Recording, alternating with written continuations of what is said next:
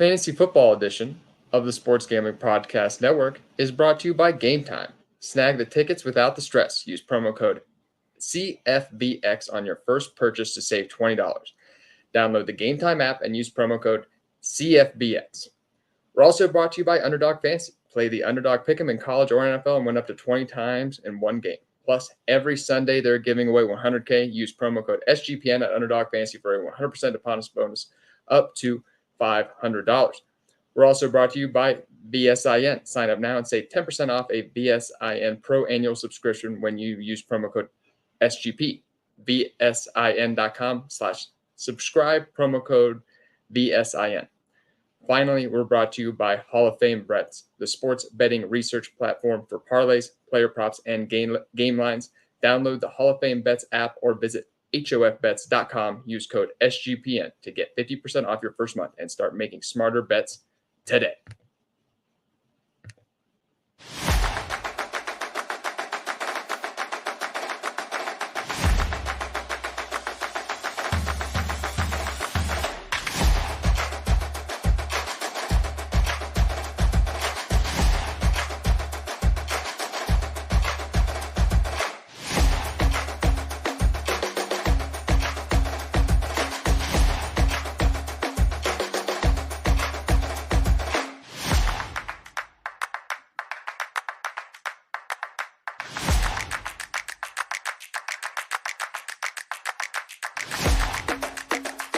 All right, Bruni, cut it.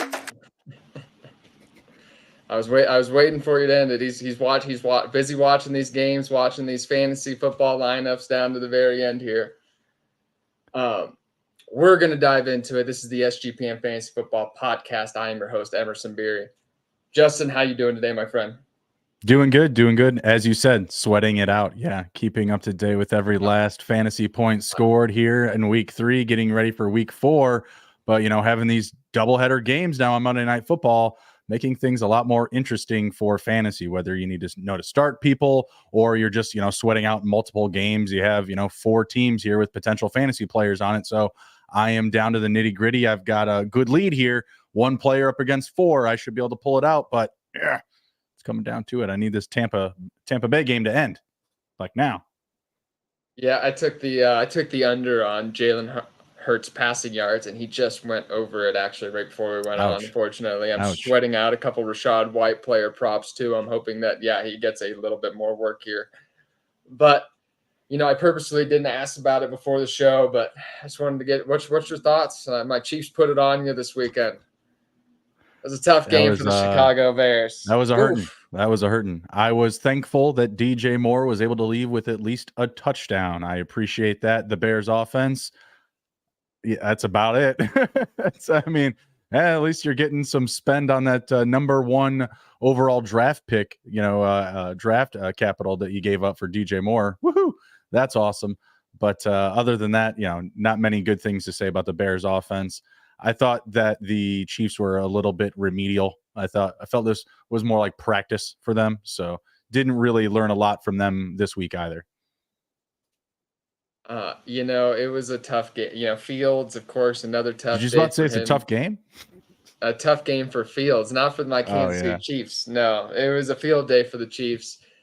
Every single running back actually was fantasy viable. If you could have started Clyde Edwards-Helaire, Isaiah Pacheco, and Jerick McKinnon and walked away fairly happy. So it was one of those weeks for the Kansas City Chiefs. This is the Waiver Wire Fantasy Football Podcast, though we're going to be covering some of the biggest waiver wire fantasy football questions of the week. To begin, Justin, we are going to go over to the SGPN Fantasy Football Discord.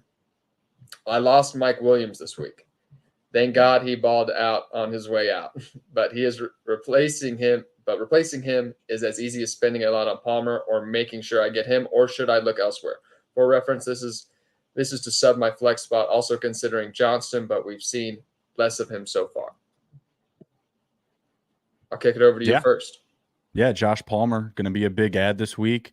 I think you might be able to start to spend a little bit more. We're getting obviously well into the season now, about a quarter of the way through. I think that you might be able to spend around that 8 to 10% that we're kind of consistently talking about with a little bit more comfort. Obviously, there's going to be more moves to be made throughout the season, but this is going to be a big add just based off of how often this team is passing the ball. Justin Herbert has he's one of the fifth highest passing yard leaders this season. I know CJ Stroud is up there as well. Tua, Kirk Cousins. So they're passing the ball a lot, especially with Eckler out. Obviously, he's going to come back at some point. And you're also not seeing, good things from Josh Kelly. So I'm expecting a very healthy bump for Josh Palmer. I would feel good about spending a little bit more on him. What do you think about going with Quentin Johnston as an alternative, maybe as a lesser spend option? It's so funny because I was gearing up to do, just on a quick side note, I was just gearing up to give a big Justin Herbert spiel, and I just have to dial myself back in. I'm just like, this is the Waiver Wire Fantasy Football Podcast. We're not talking about Justin Herbert, who it was my quarterback before in dynasty rankings, and is certainly maybe making an argument to move up. But yes, like I said, Waiver Wire show today. Josh Palmer, I was just talking about on another in an article I was writing for somebody else that I would spend upwards of 20% of my FAAB budget on Josh Palmer. Quentin Johnston, I don't know if he is going to be acquired cheaper. I think there are going to be some Quentin Johnston believers, high draft capital, even though the snap difference was stark between the two last week. Josh Palmer had over 60% of the snaps. I believe Quentin Johnston was somewhere in the 20s. I think Quentin Johnston will still have his supporters, so I still think he'll go pretty close to that. Quentin Johnston is a player I would prefer to spend. I would spend 10%, maybe a couple of dollars above that to try to get Quentin Johnston. That's my range for those players. But I'm certainly must roster both players this week. Like you said, this is one of the most prolific passing attacks in the NFL, especially with so many offenses struggling actually this season. Just with Joe Burrow, we're watching it right now. Jalen. That passing attack isn't 100% getting going. You just have so many options in this Los Angeles Chargers unit. I'm very excited about that.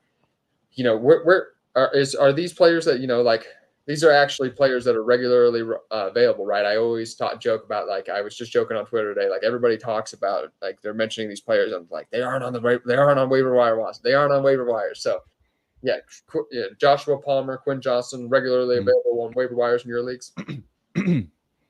I wouldn't say all of them, but I believe they're available in the majority of Yahoo leagues. Okay.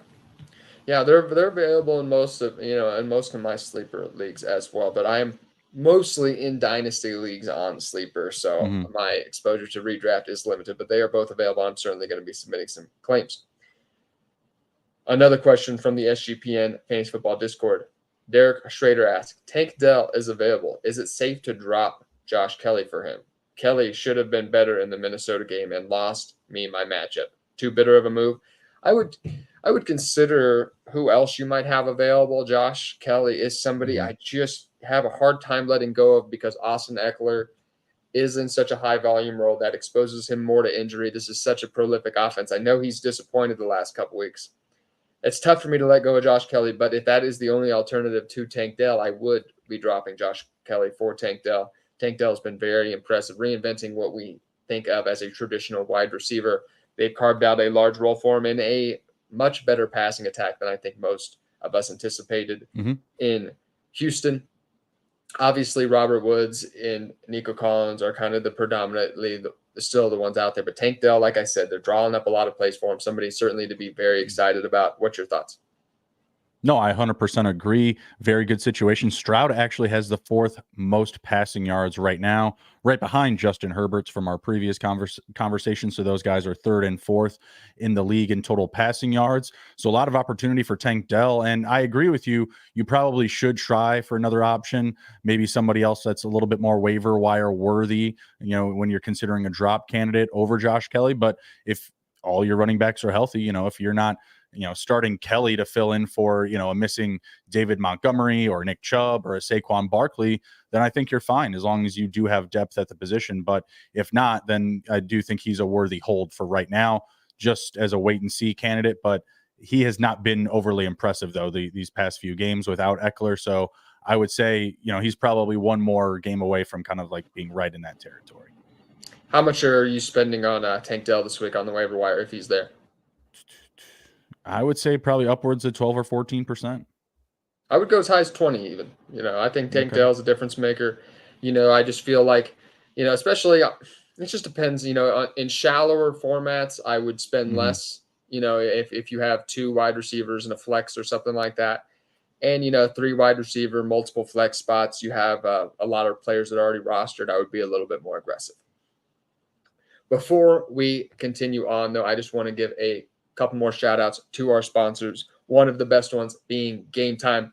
Whenever I am shopping I love talking about Game Time because of the fact that, I've been on many of the other big ticket places, shopping websites before, and it is such a such a struggle every single time. High ticket prices, the ticket availability, not getting to see exactly where you're at. Game Time doesn't do that to you. Buying tickets to your favorite events shouldn't be stressful. Game Time is the fast and easy way to buy tickets for all the sports, music, comedy, and theater near you. With killer deals on last-minute tickets and their best price guarantee, you can stop stressing over the tickets and start getting hyped up for the fun that you're going to have. Like I always talk about every single week here with Game Time, I am always perusing which Kansas City Chiefs game I'm going to be going to this year. I usually try to hit 2 or 3, one of them being the Denver one in Denver. Concert tickets as well, my favorite rock and roll. I'll be going to Avenged Sevenfold actually this week in Denver, which will be very cool. Got that. Let's ride. Let's ride. Exactly. I'm always looking for rock shows, and the best place to do that is on the Game Time app. Certainly check it out. Flash deals and last-minute tickets, easy to find and buy tickets for every kind of event in your area, and lowest price guarantee, event cancellation protection, and job loss protection as well.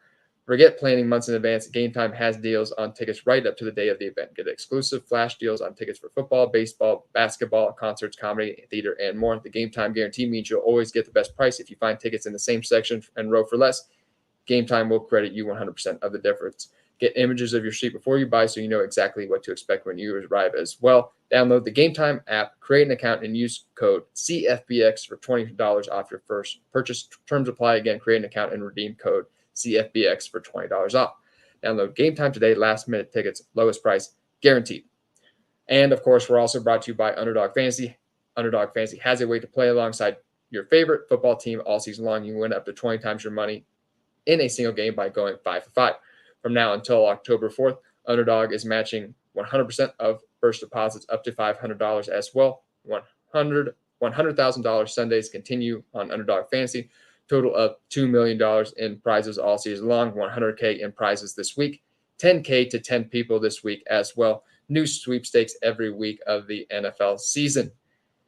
Like I always talk about every week, my favorite lines are usually the passing plays, Patrick Mahomes going below the numbers, Jalen Hurts, Josh Allen going below their big passing stats. I like to hit those star players, and usually they're a little bit more priced up because of the fact that people love taking the overs on those players. So watch along, make your picks, and maybe make a little cash over on Underdog's mobile app or website, underdogfantasy.com. When you sign up with promo code SGPN, Underdog will double your first deposit up to $500. That's Underdog Fantasy, promo code SGPN. Okay, we're back diving into the rest of the Waiver Wire podcast here. Pulling up my next set of questions. Just give me one moment. Oh, yes, another question from the SGPN Fantasy Football Discord. Andy Donatella asked, I started off 3-0 in my home league and have $100 of FAAB available. It's a good roster, but I want to add some depth. Is it crazy to be looking at Adam Thielen or DJ Shark, who are both available? Who do you prefer and why, and how much should I spend on each 12-team PPR? I'm going to go with Thielen just because he's the guy that I have been on the most out of the offense throughout the offseason, just based on his experience, kind of that same theory that we've discussed about Robert Woods with the Texans. Like, that experience is just going to keep him on the field. He's going to play a lot of snaps. Obviously, easy to say after this week's production, right? Massive receiving work. I think 11 catches, 140 plus receiving yards. Absolutely ridiculous stat line from Adam Thielen. Haven't seen that in a while. Not sure I expect that to be the case every week, especially with the lingering return of Bryce Young, whenever that may be. I would be more willing to spend a little bit on Thielen. In your situation specifically, I would certainly not overspend, especially with how much of a lead you have. If you're 3-0, I'm sure there's only one or maybe two other teams that are also with a similar record. So I wouldn't overspend, but sure. Yeah. I mean, I think it's a good opportunity. Adam Thielen is my preference as well. I actually, Adam Thielen was somebody I anticipated having a little value before the season. 14 targets, 145 yards, and a touchdown this week. The veteran is always going to be right where the rookie expects. The rookie wants to, for a rookie signal caller, I know it was Andy Dalton this week, but going forward for a rookie signal caller, veterans like Adam Thielen are always going to be exactly where they're expecting, exactly where the playbook draws them up to be. So I do expect him to be the most viable pass catcher here. DJ Shark not getting quite that volume with Bryce Young in the lineup. I actually, for next week, I actually think Andy Dalton would probably be better for the fantasy weapons in this offense, but that's not going to be the case going 100%. Forward. Hopefully Bryce Young continues to develop, but it's rough circumstance. The offensive line isn't very good around him. And of course, there's something to be desired in this wide receiver core as well. But Adam Thielen, somebody, I wouldn't break the budget on him. He's somebody I would only spend 5 to 7% on. How about you? No, I agree. Like I said, you don't want to overspend on him or Shark. I think that Shark, coming down with the touchdown is nice, but, it's one field breaker, right? I mean, he only had 4 catches. Miles Sanders still had more catches than him. What I like about both of those players is that they led the team in snaps for the receiver position. That's what I like, is you're getting a good opportunity now that Shark is actually healthy. Thielen is supposed to be that guy anyways. That's why they gave him some money to come in, lead a young group as they kind of, bridge forward with Bryce Young at quarterback. But obviously, they're looking a little bit better with Andy Dalton. Dalton was looking fantastic. He was getting the ball out quick. He was getting it to his guys efficiently and, very quick off the snap, like I said. So I think that he should be their guy for now, at least going forward until Young is 100% healthy and maybe can learn under him a little bit more. Dalton, that is. Yeah, I think it could be rough sledding for the rest of this offense. Miles Sanders, Adam Thielen, my preferred options. Moving over to what everybody is excited, the biggest storyline of the day. That is De'Von Achane. Steve Campbell from Twitter asked, or De'Von Achane, I'm sorry. Correct myself. We had a corrective from Achane himself who said that's what he prefers, the pronunciation of it. So De'Von Achane and Raheem Mostert are available in my league. How should I handle trying to get at least one of them? I have $100 FAAB and am 1 and 2. Feels like both guys are must starts going forward. Raheem Mostert's available in your league. Whew, man, you drop $100 on both of them because you can't get both. And at least Raheem Mostert, I'm dropping full $100. I'm probably dropping $100 on Achane as well, knowing that you can't get both. So yeah, is there any other way to handle that? I don't know, man. I mean, that was an amazing game, but do you expect either of them to score over 2 rushing touchdowns again this season? No, but given the running back landscape, Mostert's an RB1. He's an RB1 until he goes down. So is De'Von Achane. De'Von Achane. He finished as the running back 1 this week. I know, but consider at the beginning of the game when it was remotely competitive, it was Mostert to start the way. I think that'll change. I think Achane's going to get a lot of work going forward. Don't get me wrong, I'm very excited, but I still think Mostert is the lead back in this field for at least the time being. Achane certainly not somebody built to take on an extremely heavy rushing workload. I know he had a lot of success versus the Denver Broncos. The Denver Broncos don't have a very good front seven though. Of course, Jalen Waddle wasn't healthy either. When we see this offense at full strength, I do think, this is the best game Achane's going to have all year. Of course, you know what I mean? He can't match this again.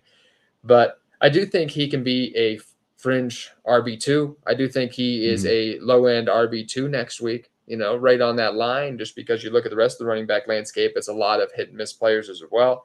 I think Mike McDaniels is one of the most creative play callers in the NFL. So, yeah, is there any other way how much FAAB are you spending on these players this week? I'm certainly not going all in. We didn't even talk about Jeff Wilson Jr., who's coming back most likely after week 4. I mean, this could get really ugly. If there's an injury. If one of them goes down, I think Jeff Wilson will factor in like he usually does.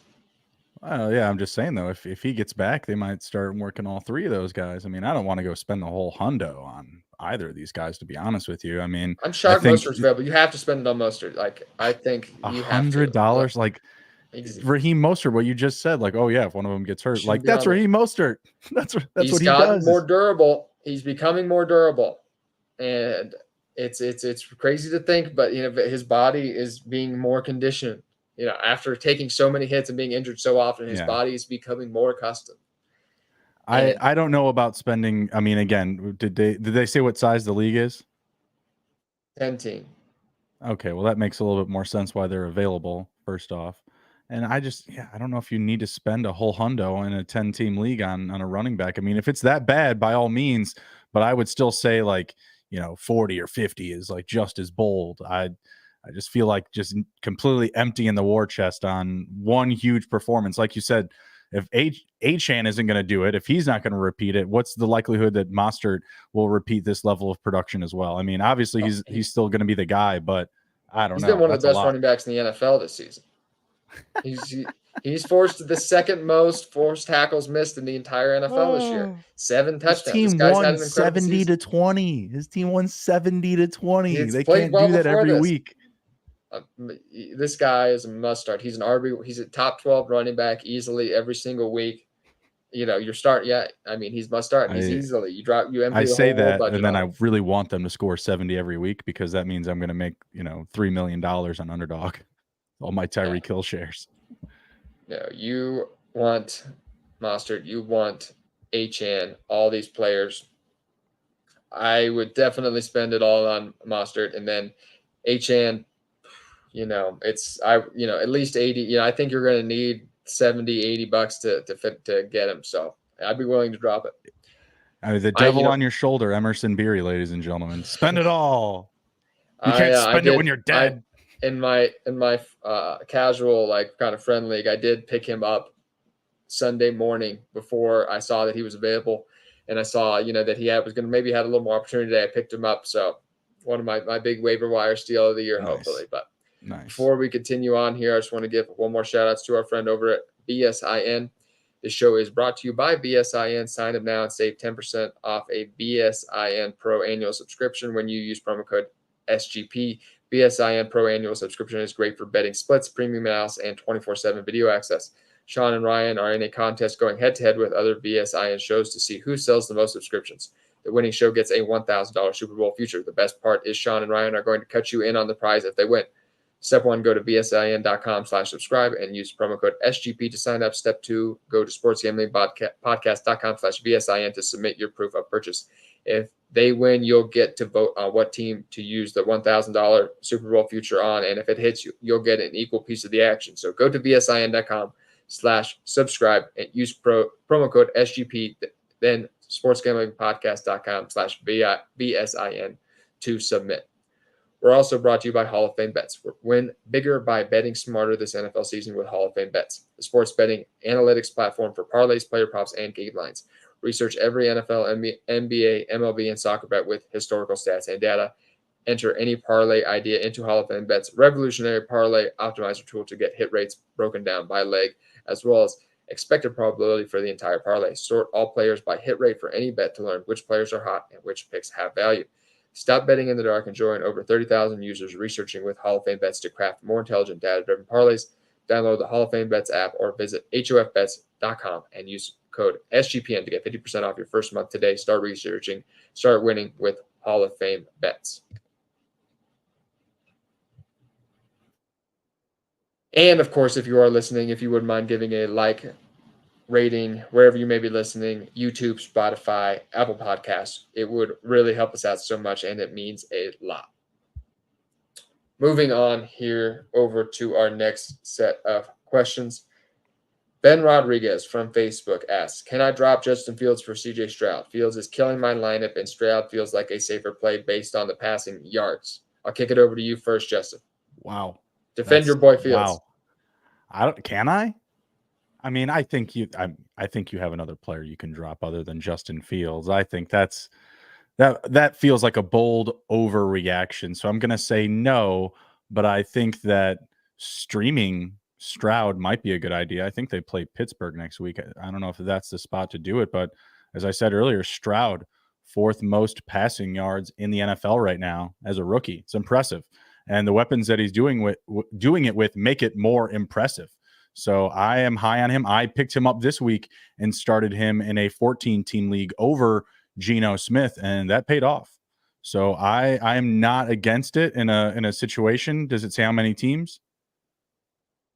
Let me look here. It does not say the amount of teams. Yeah, I mean, if it was a 14-team league, I mean, that would be pretty deep, and I could see the need to make that move. But I also see the need to hold on to Justin Fields, throughout the season for sure. I mean, there's bound to be a matchup where he's going to flourish if he isn't somebody that you can start week in and week out. I don't know if we really know what he is yet for this season, at least from a fantasy perspective. I think for the team getting wins and losses, it looks like they're probably going to have a lot more losses on the docket. And that's not just because of Justin Fields. It's because other than the Denver Broncos, we've allowed the most points against. Obviously, Broncos a bit of an outlier, letting 70 getting dropped on them. Just saying. Bears should probably have the worst defense in the league. Numbers are a little bit inflated. But, yeah, going to be a tough situation. I think Stroud looking really good. Feels a little bit more trustable in the near future, but hold on to Fields and or try to trade Fields if that's the case. Don't drop him. Don't give him away for nothing. Yeah, this Denver Broncos team just did get pasted by 70 points, and that will be the toilet bowl this weekend to decide the landing place for Caleb Williams next season, a potential destination, the Chicago Bears versus the Denver Broncos. Yeah, I can't drop Fields yet. Man, I definitely don't feel good. I don't know if I feel good about starting him this week, though. CJ Stroud's taking on the Pittsburgh Steelers, who do have a solid front seven. JJ Watt coming after you. Mm-hmm. That makes it tough. I do want to try to fit CJ Stroud in my lineup this weekend over Justin Fields just because I cannot trust him until he at least shows something out there. So I would be exploring who else I could drop. If there's nobody else and you're down, you have to do the quarterbacks, I would hold Justin Fields, I suppose, for one more week. Mm-hmm. But yes, next week, if this doesn't happen, he might have to go. It's definitely coming down to the last couple weeks here for me. I don't think he's like a must hold the entire season if he doesn't get it together here at some point. So with that, we'll continue on here. The next question is from Twitter. It is Marvin Jones. Michael Nelson asks, Marvin Jones has scored touchdowns in back-to-back weeks. Have we seen the best of him? What did I say? Jones. Oh, Marvin Mims, yes. Not Marvin Jones. Marvin Jones is toast, everybody. You don't need to be picking him up off your waiver wire. Marvin Mims has scored touchdowns in back-to-back weeks. Have we seen the best of him, and can I drop Kadarius Toney for Marvin Mims? Yeah, you can definitely make that move. There might be a better receiver out there. I mean, I think that you probably want Josh Palmer over Marvin Mims. I mean, Marvin Mims still isn't playing the majority of snaps at the receiver position. So, that feels like kind of a reach. But if some of these other players that we've mentioned are not available, or you're afraid to spend too much, or you don't have a severe need, you're just maybe looking to stash a player, I would say Marvin Mims, but he's not playing an overwhelming amount of the snaps. I mean, you have a healthy Jerry Jeudy now. Sutton, other than the fumbles, is looking, pretty solid.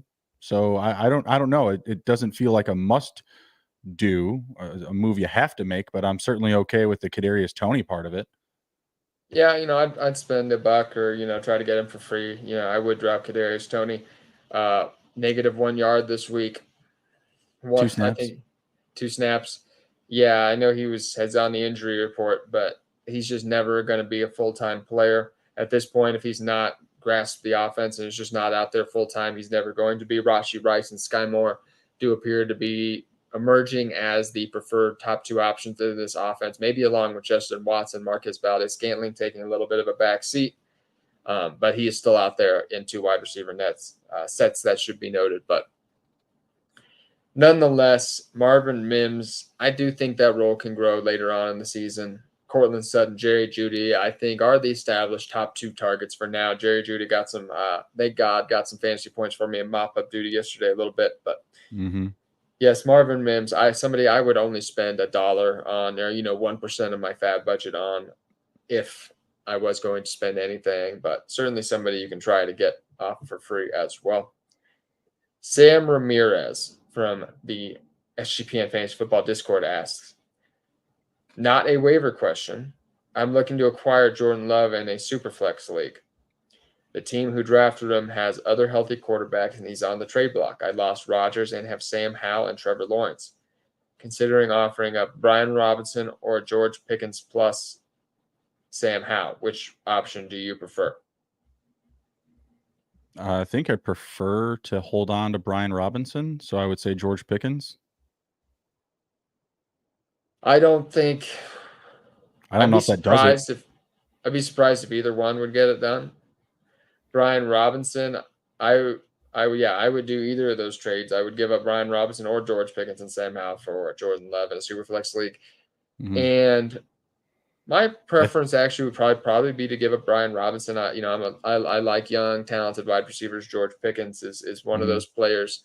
So I would actually probably choose to pick up to trade away Brian Robinson, but I still think you need to add to probably both those deals at least a running back, wide receiver 3, somebody with some young talent, maybe a second-round pick, maybe like a Tank Dell type, somebody like that, an emerging talent. Yeah, that's what I mean. Tank. You got to pay up for a quarterback in Superflex leagues. At least that's what most people are going to make you do. So just because of that, I think you're going to have to add a little bit. Ventro in the live chat. Who should I start next week? Tank Dell or Zay Flowers or Tyler Lockett? Wide receiver available and a flex spot. So pick 2 of 3, Justin. Pick 2 of 3? Man, it's tough to leave out Tyler Lockett. I think they're playing the Giants. Ooh, that's tough. I'm not sure who the Ravens are playing, but Zay Flowers played over 90% of the snaps, continues to look good. They're just not passing the ball enough, though. A good defense in the Browns. Yeah, I guess you'd have to stay out. I mean, Tank Dell going up against the Steelers, you're not going to feel amazing about that. But I think that somewhere in that game, you're going to see the need to get the ball out in space to Tank Dell. The running game hasn't been there. Their offensive line has been bad. Pierce and Singletary can't get going on the ground, and that's why you're seeing so many of the receivers being like hyper targeted. Like not this week, but last week they all had at least 9 targets. This week, obviously, Tank Dell played a lot better. Maybe he dips a little bit, maybe under the century mark, but probably still has a better showing. So I'll go Lockett and Tank Dell next week. That's a tough one. I do expect Nico Collins to have probably a bigger role than he had this past weekend. Kind of took a backseat to Tank Dell. Yeah, but I'm probably going to have to lean that way too. There are probably better days ahead for Tyler Lockett against this Giants defense. So it would be close. Zay Flowers has certainly been getting the targets and the opportunities, but that just Baltimore passing attack is not hit. Lockett's been getting the touchdowns. That's been a bugaboo for me. I have a ton of exposure to DK Metcalf. I need some DK Metcalf touchdowns, please, Gino. Come on, dial them up in that red zone, please. Kenneth Walker, Tyler Lockett, getting all the tutties, all the love. Drive me crazy. I'm doing a lot of victory laps on Kenneth Walker, so it's very fun on Twitter. So I've enjoyed all the Zach Charbonnet lovers. They're having to eat it a little bit this week, which is good. Gnarly Bro in the live chat asks, yo, what's up, guys? What's your opinion on this trade? Deebo Samuel and Puka for CD Lamb and Zay Flowers. What is your thoughts, Justin? I'll take the CD Lamb and Zay Flowers side. I really like Puka a lot, but I expect Cooper Kupp to be back at some point, and his ceiling is going to be much lower. I think you and I are both lower on Deebo overall this season. He's played a lot better than I think we expected. I think just the presence of having a 100% healthy Brock Purdy is obviously given a little bit more life to Deebo's stat lines and his potential in fantasy. But at the same time, that's a run-heavy offense. I like the opportunities for Lamb and Zay Flowers down the stretch of the season, just being number one guys in their offense. Yeah, I'm always a guy who maybe I'm a little late to always the hype train, but Puka back down to earth this week. There is still 3 minutes left in the third quarter. Yeah, we're in the third. We're in the third, but 4 receptions for 35 yards.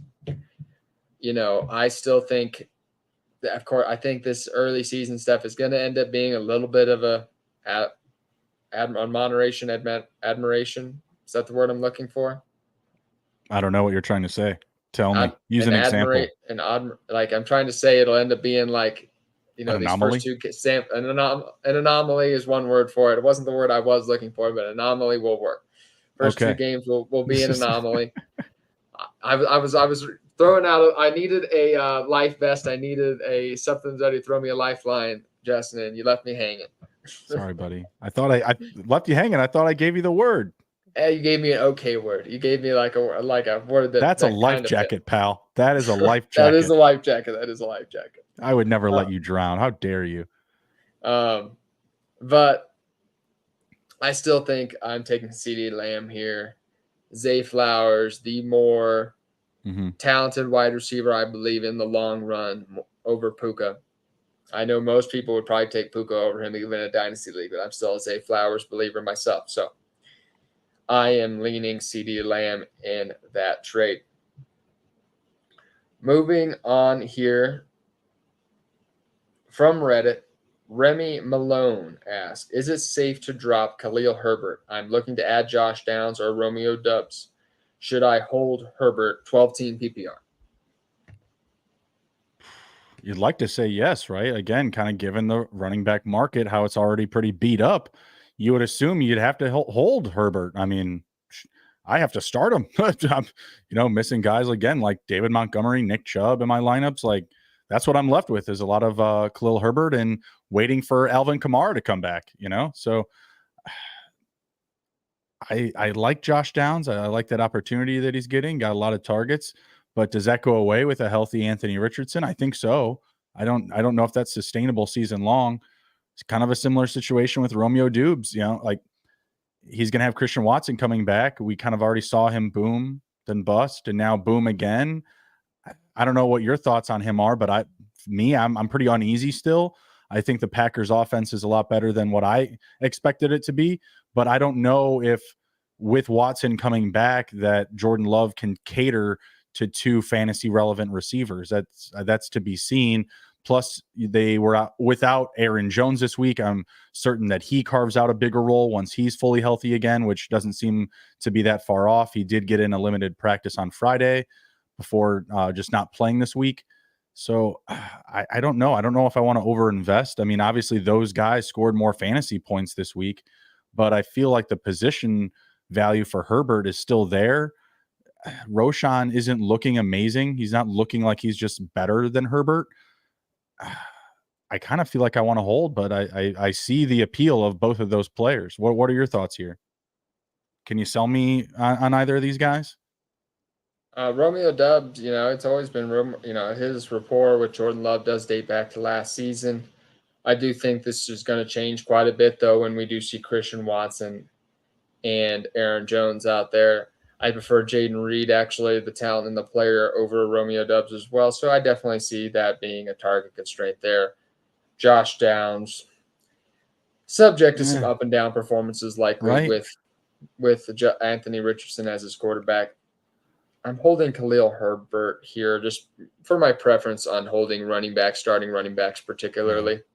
If anything were to happen to Roshan, or something like that, of course, you'd have a guy who's getting a full workload all of a sudden, and that's not unheard of. So, I always prefer to stash my running backs. Particularly, I don't like to put any starting running backs on the waiver wire in any redraft leagues, particularly. So, yeah, that's my thoughts there. I don't feel good about Khalil Herbert. I do have Khalil Herbert in one league I can think of particularly that I think I'm just going to have to probably put him on the bench this week. De'Von Achane is somebody that I'm probably going to be putting ahead of him this week. Maybe, call me victim of, 1 week, but yeah, he's certainly I'm going to have to play ahead of him. And I'm hoping that David Montgomery comes back sooner rather than later too. Up next, recency bias. That's another life jacket sword you're looking for. Recency bias. Recency bias. There we go. Yeah. It's a life jacket. Thank you. Philip Turner from the SGPN Fantasy Football Discord asks, is now an okay time to add Jameson Williams? I'm most likely going to be 3-0 after tonight's game. I have a lead and 2 extra players still to go. Wondering if I can wait it out. I feel like it would be just draw more attention to him. I could drop Treylon Burks or Darnell Mooney for him. I'd say it's early. I would say it's early. I would probably say to wait on those 2 players as well. See if anything happens, if you can sell them rather than drop them. I feel like he's still going to be there after next week, at bare minimum. I mean, you can probably wait a week, but I think in a week you'll probably just drop these players anyway for him. Darnell Mooney, just neither of these players. I think they're just in fantasy black holes at the moment. I don't think there's a single must start. Maybe DJ Moore, maybe DeAndre Hopkins if you're a 3 wide receiver and a flex.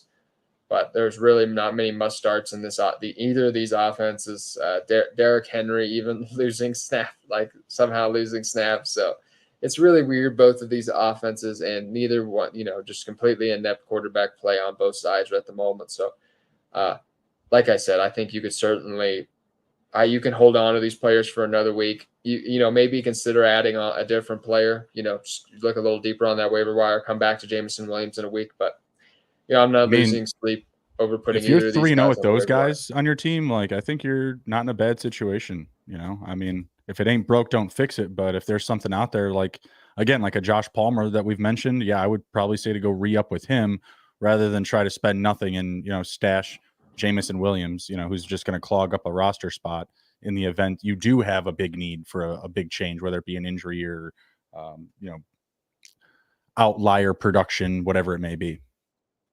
Yeah, you can always drop him again, though, I suppose. I wouldn't spend money on him this week by any means, but no. But like I said, I would wait a week, but I'm not scared to put either of these guys on the waiver wire either. Last but not least, Tyler Ramos from Twitter asks, help me settle a debate. Luke Musgrave or Michael Gallup, who has more fantasy points this season? That's a tough debate. Is the answer Luke Musgrave? That's a tough one. I mean, I suppose I prefer Luke Musgrave just slightly based on the fact that I believe, he provides a little bit more of a premium at the tight end position. He's somebody he's playing a lot of snaps. I mean, Michael Gallup, he was okay this week, but he had the same amount of targets as Cooks, as Brandon Cooks, and Cooks outplayed him by a fair amount of snaps. So Luke Musgrave's just going to play a lot more football. I'll go his way. Luke Musgrave, 8 targets, 6 receptions, 48 or 49 yards there. I see. He's been a consistent part of the offense every week, over 75% of the snaps every single week so far. Yeah, Luke Musgrave is somebody that I'm not starting him as a top 12 tight end next week, but somebody certainly who could be entering that streaming conversation once bye weeks hit, and you have to be very, very excited in your dynasty leagues. Justin, we'll begin to wrap it up here, my friend. It's always great doing these waiver wire shows. I believed we covered some of the best plays, or some of the more contentious ones, all of them. Mm-hmm. Obviously, there are some players we didn't talk about that I think are a little bit more obviously owned in dynasty leagues. Some of those being, just going down the list here. Sam Laporta, obviously, he's a budget breaker at the position at this point. I would spend upwards of 50 to 70%, 50% of my FAAB budget probably to get Sam Laporta. If he was still on, he's still in 27% of sleeper leagues. What was that? I said, boom. I mean, that's still bold. That's a lot. You went from the guy that was disciplined and coordinated with his FAAB budget to let's just blow the load. I feel like we just went to the mall and you just went shopping for shoes. Because I feel like I definitely prefer, love running backs.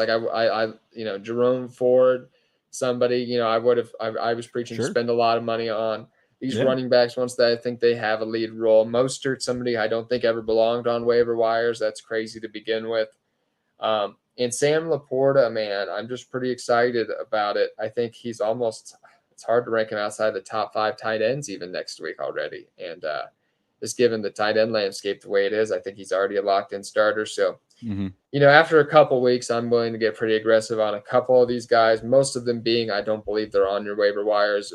Another reason why, I would be offering spend so much because they're probably on most fantasy rosters already. Looking at the rest here, Jordan Love, 67%. Probably needs to start being considered being rostered, especially if you're a little shaky at the quarterback position. Zach Moss, budget breaker. I mean, that's another guy. 50, there's a risk Jonathan Taylor comes back, but I would still spend 50% on Zach Moss. There's a certain. Who are you? What did you do with the Emerson Beery that I know? Spending $50 plus on a guy that's going to be replaced in a week or two. He might. I think, we'll see what happens. Zach Moss still very valuable. Maybe you're right.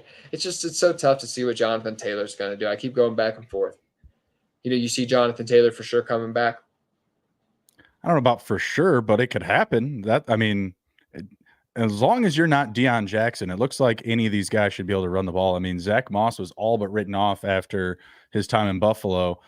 Indy gave him another shot. Deion Jackson was playing, okay at the end of last season, at least well enough to still be on the team this year. But, seeing him just completely faded, not playing any snaps, and now Zach Moss gets like 30 carries. I don't think it's maintainable. I think that cost reflects of what you saw from him this week to play out as the every week narrative. And I don't believe that's going to be the case.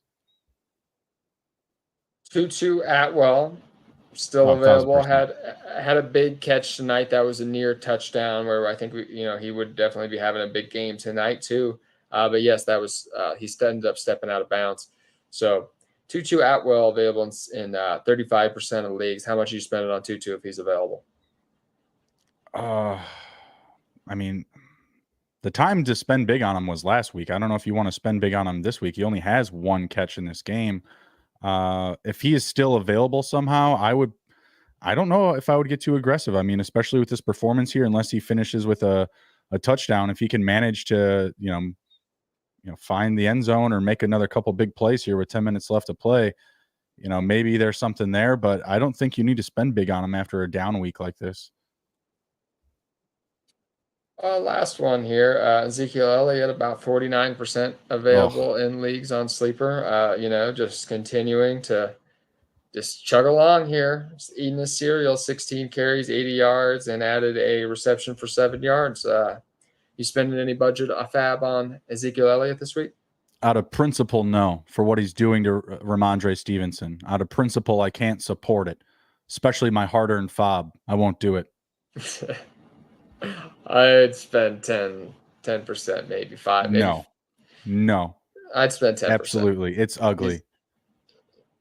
You're donating to corporate greed. It's a roll. I mean, he hasn't even cleared. It's a roll. It's Ezekiel Elliott on the terrible Patriots. They are so lucky they got to play Zach Wilson this week and not Aaron Rodgers. They would be 0-3, Emerson. I mean, they are terrible, this team. The Patriots are awful. They've had some tough fought ones. They fought the Eagles pretty tough. Pretty tough. Too. What did they lose by? A bunch, I thought, still. Come on. No, they battled back. They were down by a bunch, and then some weird stuff happened because it's like literally like a preseason game for the Eagles. I don't really think they care too much about week 1, but anyways, yeah, they stink. Especially for fantasy. I mean, look what they've done to Ramondre Stevenson. He once adored, first round pick, maybe second round pick in fantasy. Done. He's a turd now. Bill Belichick turned him into a turd. I hate to say it. I was completely. I don't even feel the pain because I didn't have any Ramondre Stevenson to begin with. I never trust a New England running back. And the principle pays off more times than it doesn't.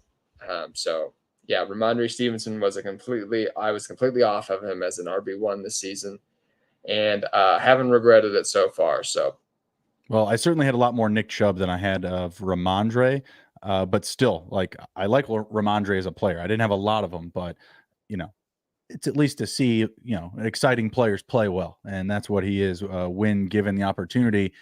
I don't understand why you signed Zeke Elliott off the couch to take away carries from quite literally your best offensive player, your best offensive asset, and you're just like, you know what? We'll use him less, like a lot less. I think it's fun to have Ezekiel Elliott on the sideline. They see him eating cereal, and they see his, with his little half shirts and his crazy little personality out there. I think coaches want to give him carries. I think coaches, they see the physical build still. I think they want to give him opportunities. And do you ever think Bill leans over somebody's like, hey, do you remember when Randy Moss had 20 touchdowns in my offense? You remember that? I'm about to do that with Zeke Elliott. And then he doesn't. Bill Belichick is arrogant. I've always said that. My God, Matthew Stafford has -2 fantasy points right now.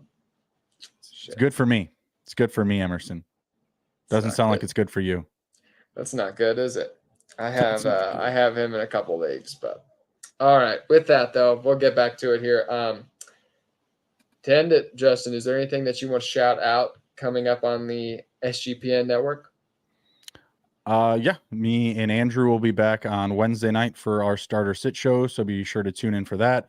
I'll be on This Week in Football on Jacob Sports with Pat Callahan on Thursday night. You can find me on their network. Other than that, come and hang out with us in the Fantasy Lounge on the Sunday mornings. We're there doing, extra breakdowns, last-minute reports, injury updates, going over starter sit questions. Anything you've got, we've got the answers for you, so come ride with us. And be sure to jump into the Discord and submit your questions for the waiver wire next week on our Twitter account, Reddit, Facebook, whatever. You can find us at SGPN Fantasy on Twitter.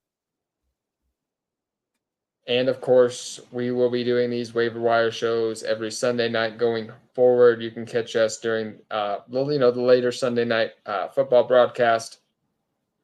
Looking at the Rams here with the ball down 16-9 to the Bengals. We'll probably be finishing up that game as well. So with that, we'll get off here.